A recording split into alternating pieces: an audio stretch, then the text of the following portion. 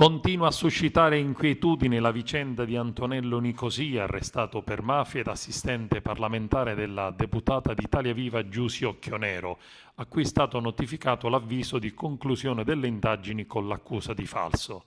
Il reato commesso della Occhionero, scrivono i giudici, è di far passare Nicosia, ex radicale e suo assistente parlamentare, di poter entrare nelle carceri con lei senza alcuna autorizzazione e di avere incontri con i boss.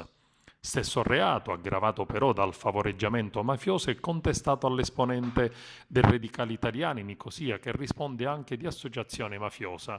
L'indagine, coordinata dalla procuratore di Palermo Francesco Lovoi, dall'aggiunto Paolo Guido e dai PM Francesca Dessì e Geri Ferrara.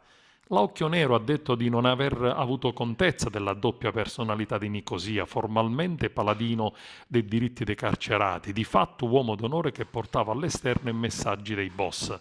Convocata per un interrogatorio dopo l'iscrizione nel registro degli indagati, la deputata non si è presentata, avvalendosi della facoltà di non rispondere.